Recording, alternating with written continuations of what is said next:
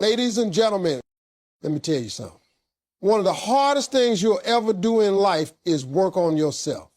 I'm not talking about getting a haircut or dressing sharp. I mean the real work, the kind of work that don't show up on Instagram. The kind of work that keeps you up at night asking yourself, is this the life I'm supposed to be living? See, real self-work ain't pretty. It's not always inspirational quotes and playlists. Sometimes it's looking in the mirror and realizing you're the one holding you back. Start with complete honesty about where you are and what's not working. That's the foundation of every real transformation. Most people skip this step. They jump straight to goals, affirmations, and vision boards without ever facing the truth. But the truth is, if you lie to yourself, you'll stay stuck in the same cycle, no matter how many motivational videos you watch or how many books you read. Honesty is uncomfortable. It makes you squirm. It makes you confront the parts of your life that you've been trying to ignore for years. But that discomfort is where the work begins. You have to be willing to sit down with yourself, no distractions, and ask the hard questions. What habits are destroying your progress? What choices are keeping you broke, tired, uninspired? What toxic relationships are draining your energy? And maybe most importantly, what lies have you been telling yourself just to get through the day? You can't fix what you won't face. You can't change what you keep pretending is fine. Real self-improvement starts when you stop blaming everything and everyone else for your situation and start owning your part in it. That's not about guilt, it's about power. Because the moment you say, this is on me, is the moment you take control back. You stop being a victim of circumstance and become the architect of your future. But none of that happens if you're not brutally honest about where you're starting from. People want to be successful, but they don't want to admit they're lazy. They want to be confident, but they don't want to admit they're insecure. They want love, but they don't want to admit they're emotionally unavailable. See, every version of your best self begins with a version of you who had the courage to admit they weren't there yet. That kind of honesty doesn't come easy. It takes courage to look at your reflection and say, this ain't who I'm supposed to be. It takes strength to admit that you've let yourself down. But what people don't understand is that admitting your flaws is not weakness. It's strength. It's the first brick in building something better. When you lie to yourself, you delay your healing. You prolong your pain. You cover a bullet wound with a Band-Aid and then wonder why it keeps bleeding. Honesty tears off the Band-Aid. It exposes the wound so it can heal for real. And sometimes honesty means realizing you've been holding on to dreams that don't even belong to you. Maybe you've been chasing a career because it sounds impressive, not because it fulfills you. Maybe you've been pretending to be someone you're not just to fit in. Maybe your whole life has been built around proving something to someone who doesn't even care. That's the kind of honesty that breaks you down, but only so you can build yourself back up, this time with intention. Self-work isn't about pretending you have it all together. It's about being real enough to say, I'm not okay, but I want to be better. It's about identifying the behaviors that are keeping you small and replacing them with habits that make you grow. Once you've been honest with yourself, everything changes. You stop chasing shortcuts. You stop wasting time on distractions. You get clear. You get focused. You stop waiting for the perfect time and you start with the truth. And the truth might hurt, but it will also set you free. Free to evolve. Free to improve. Free to become the version of yourself that's been buried under years of denial, excuses, and fear. But none of that freedom comes until you face the facts, until you look at your life and say, this is not working, and I'm not going to pretend anymore. Because pretending is easy. Growth is hard. But only one of them will change your life. Commit to self-discipline even when no one is watching. That's the real test of growth. Anybody can act like they're grinding when there's applause, validation, or some form of recognition involved. But the real winners are made in silence, in moments when no one's clapping, no one's noticing, and no one even knows what you're up to. Self-discipline means doing what's right, what's necessary, and what moves you forward, even when you're tired, unmotivated, and tempted to give up. It's the power to show up for yourself without needing external pressure. Because the truth is, if you only work when someone's watching, you're not building character, you're building a performance. Discipline is not about hype. It's not about emotion. It's about decisions repeated daily, regardless of how you feel. Success is never the result of one big moment. It's always the result of consistent effort. And consistency is only possible through discipline. People think motivation is the key, but motivation is unpredictable. It comes and goes. It depends on mood, energy, even weather sometimes. But discipline is a decision. You don't wait for it. You choose it. When you decide to be disciplined, you start controlling your actions instead of letting your emotions control you. You stop needing someone to push you because you become your own driver. You develop the muscle of self-command, and like any muscle, it grows through repetition and resistance. The more you push against laziness, distraction, and excuses, the stronger your willpower becomes. Self-discipline is waking up when the alarm goes off, not when you feel like it. It's choosing the healthier meal, the longer route, the tougher challenge. It's writing that page, taking that step, finishing that workout, especially on the days you don't want to. That's when it matters most, because those little wins stack up. And while it may not look like much in the beginning, those daily acts of discipline create momentum. They create confidence. They prove to you that you are capable of honoring your word, that your goals matter more than your comfort. And once you start building that internal respect, everything else changes. You stop quitting. You stop negotiating with laziness. You stop breaking promises to yourself. There's power in showing up consistently, not because someone told you to, but because you told yourself to. Because your vision is too important to ignore. Because you've been to the bottom and you're not going back. Because the version of you that you're trying to become requires a higher standard. And that standard must be enforced daily through discipline. Nobody else is going to hand it to you. Nobody is coming to save you. And that's not a sad truth. That's an empowering one, because it means you have the ability to shift your reality. But that shift starts with your habits. It starts with what you do in private, in your room, at your desk, in the gym, on those early mornings, during those late nights when you're reading, learning, grinding. That's where greatness is built. It's built when you say no to the easy route and yes to the hard path that leads to growth. Self-discipline won't always feel good. Sometimes it'll feel like punishment. But in time, you'll realize it was the highest form of self-love. Because when you discipline yourself, you give your future self options. You give your dreams structure. You give your goals protection. And that kind of freedom only comes through structure. The world rewards people who can lead themselves, who can manage their impulses, who don't wait to feel right to do right. That's the kind of person who doesn't just talk about change, they become the change.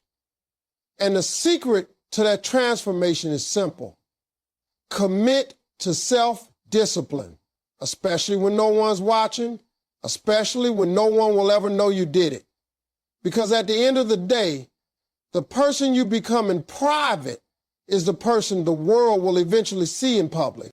Surround yourself with people who elevate your thinking and challenge your comfort. The company you keep has the power to shape your beliefs, influence your decisions, and ultimately determine your direction in life. If you spend your time around people who complain, settle, and avoid growth, that energy is going to rub off on you. It doesn't matter how motivated you are. If the people closest to you live small, think small, and dream small, you'll eventually shrink to match their level. Growth doesn't happen in a vacuum. It requires an environment that pushes you to reach higher, do better, and think deeper. That's why you need people around you who don't let you get comfortable being average. People who don't flatter your excuses, but instead confront your potential. The kind of people who don't just tell you what you want to hear, they tell you what you need to hear. We all crave comfort, but comfort is the enemy of progress. And the wrong crowd will keep you comfortable, even if that means watching you waste your life. But the right people won't let you stay stuck. They'll call you out when you slack. They'll challenge your mindset when you start thinking small. They'll remind you who you said you wanted to become when you start slipping. It might not always feel good, but it will always serve your growth, because growth lives in tension. It lives in uncomfortable conversations, honest feedback, and the kind of relationships that demand more from you. That's why you must be intentional about who you give your energy to. Not everyone deserves a front row seat to your life. Not everyone deserves access to your vision. Start evaluating your circle. Do the people around you speak life or drain your spirit? Do they bring clarity or confusion? Are they growing, learning, evolving, or are they stuck in the same cycles they were in 5 years ago? Look, it's not about being better than anybody. It's about being around people who are better for you. People who inspire you just by how they live. People who don't need to preach to you because their actions speak louder than their words. People who've been where you want to go and are willing to reach back and pull you forward. Mentors, role models, friends with purpose. Those are the people you need in your corner. And it's not just about cutting off toxic people. It's also about making room for growth partners.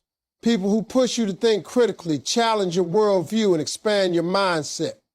You'll know you're around the right people when your goals start getting bigger, your excuses start getting smaller, and your habits start getting sharper. You'll know you're in the right space when conversations leave you energized, not drained. When being around someone makes you want to go read, write, train, pray, or take that risk you've been putting off. That's the power of the right circle.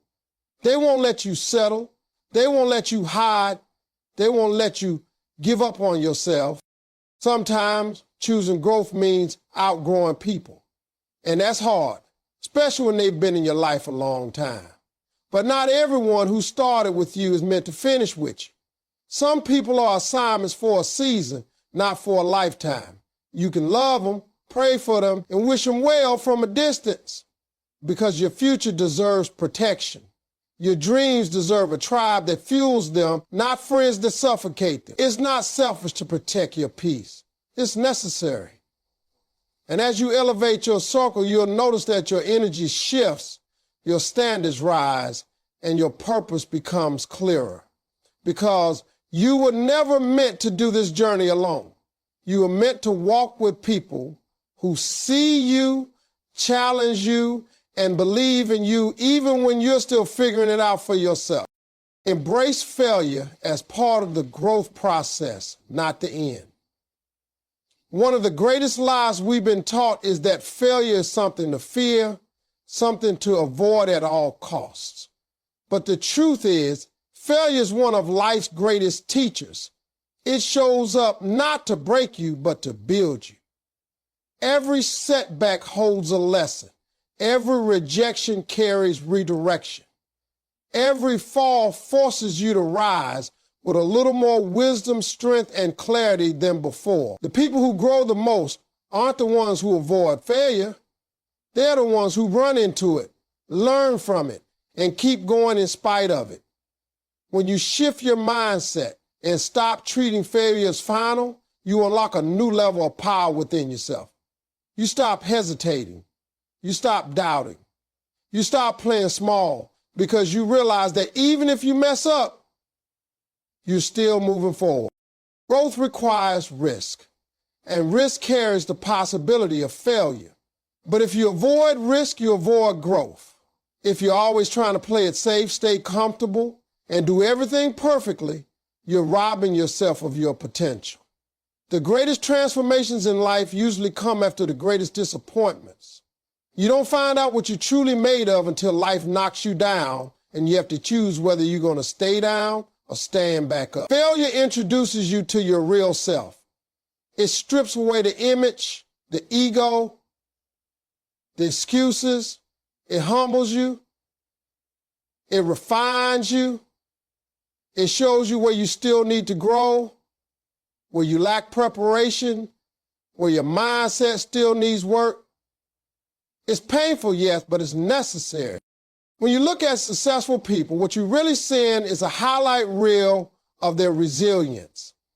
Behind every win is a list of losses, rejections, missteps, and moments of doubt. But they didn't quit. They didn't let one failure define them. They understood that failure isn't something to be ashamed of. It's something to study. You analyze what went wrong. You ask better questions. You develop better strategies. You sharpen your approach. And you try again, this time with experience on your side. That's how growth works. It's not a straight line. It's a cycle of trying, failing, learning, and evolving. Failure also teaches you patience. In a world that's obsessed with instant results and overnight success, failure slows you down and forces you to trust the process. It reminds you that meaningful change doesn't happen overnight, that sometimes the lesson you needed wasn't in the win, but in the waiting. Failure stretches you. It builds character.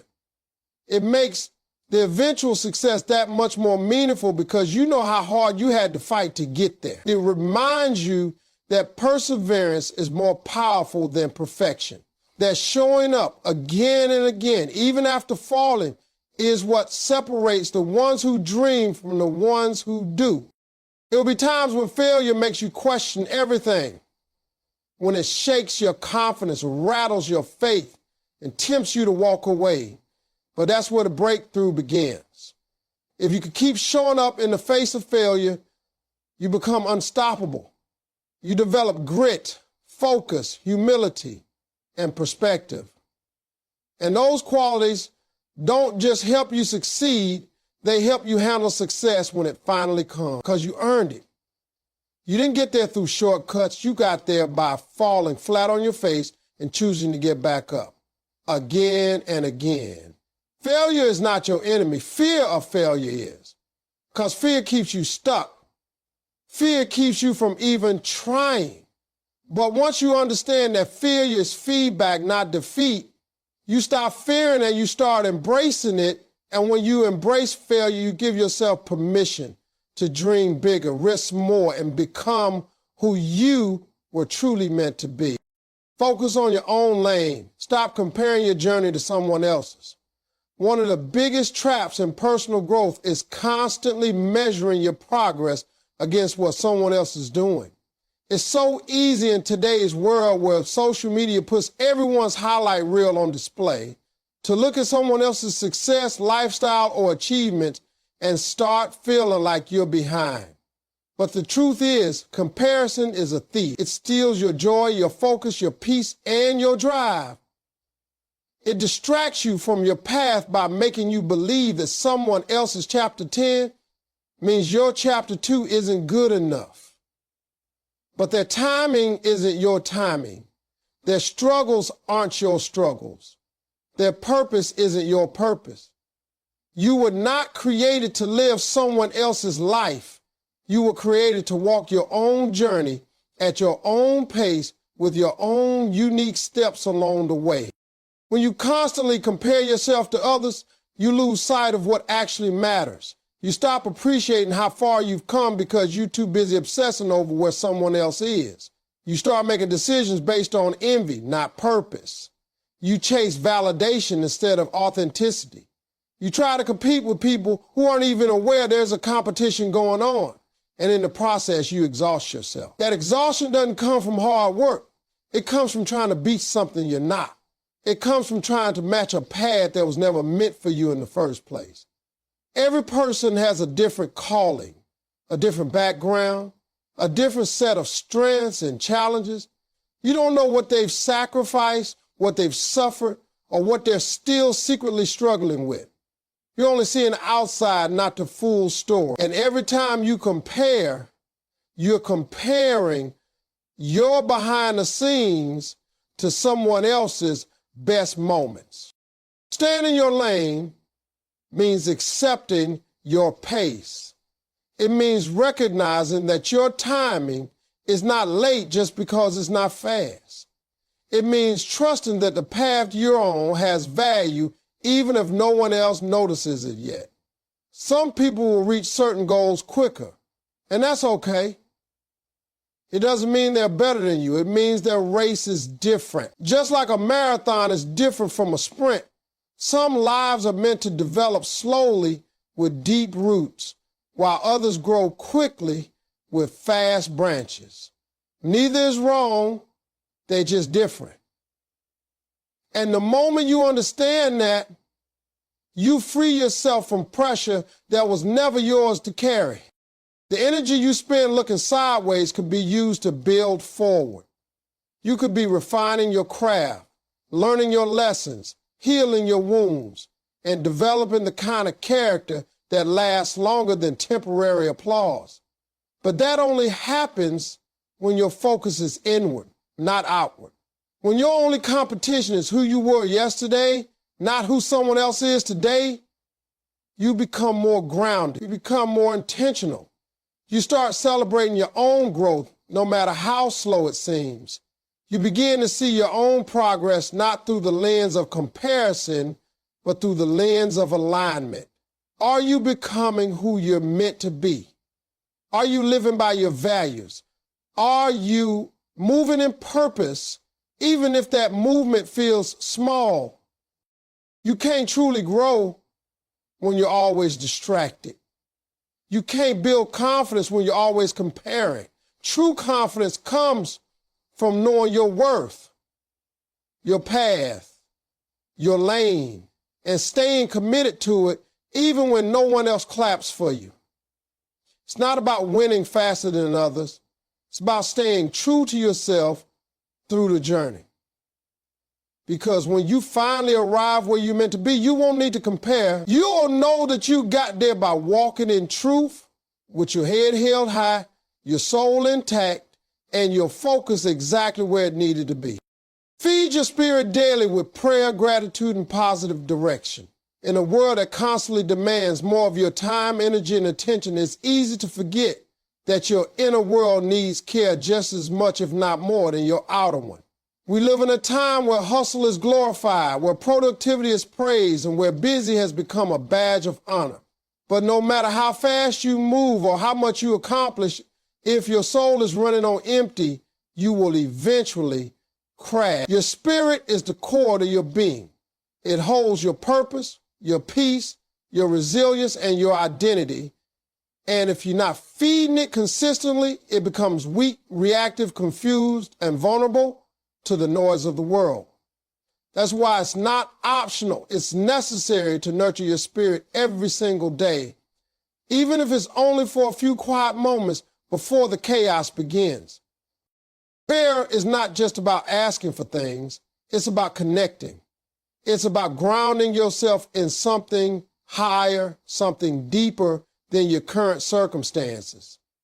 It's where you realign your thoughts, surrender your worries, and gain strength for the day ahead. When you start your day in prayer, you're not just going through a routine. You're building a foundation. You're setting the tone for how you want to show up in the world. You're reminding yourself that you are not alone, that your life has meaning beyond the surface, and that you are guided even when the path seems unclear. Consistent prayer cultivates clarity, patience, humility, and hope. It softens your heart and sharpens your mind. It's not weakness, it's wisdom. It's not passivity, it's power. Gratitude is the second fuel your spirit needs. When you practice gratitude, you shift your focus from lack to abundance, from complaint to contentment. It's not about ignoring your struggles. It's about refusing to let them blind you to your blessings. Gratitude rewires your mindset. It keeps you from becoming bitter. It helps you see the beauty in the little things. A smile, a breath, a chance to begin again. Doesn't mean you settle or stop growing. It means you honor the progress, the lessons, the grace along the way. And when you practice gratitude daily, you start to find joy even in the process, not just the outcome. That joy becomes your strength. That mindset becomes your foundation. It reminds you that every day is a gift, no matter how difficult it may be. Positive direction is the third daily discipline your spirit needs. It means feeding your mind and heart with things that uplift, encourage, and empower. That could be reading something inspiring, listening to a sermon, writing in a journal, speaking affirmations over yourself, or surrounding yourself with people who speak life into you. Every day you are being influenced by news, by conversations, by media, by your own self-talk. If you're not intentional about what you're feeding your spirit, the world will feed it for you, and most of the time it won't be nutritious. You need to make time for messages that remind you of who you are, what you're capable of, and where you're headed. Not every day will feel good. Not every day will go according to plan. But if your spirit is strong, you will be able to handle the storms without breaking apart. You will still get discouraged, but you won't stay there. You'll feel fear, but you'll move anyway. You'll have doubts, but you won't quit. When your spirit is full, you walk different, you speak different, you see different. You become less reactive and more intentional. You don't need to prove yourself because you know your value. You stop chasing things that don't align with your purpose. You start making decisions from a place of strength instead of insecurity. You start recognizing the difference between noise and guidance, between pressure and purpose, between movement and meaning. Feeding your spirit daily is not about being religious. It's about being rooted. It's about showing up for yourself on the inside so that everything you do on the outside has a solid, unshakable foundation.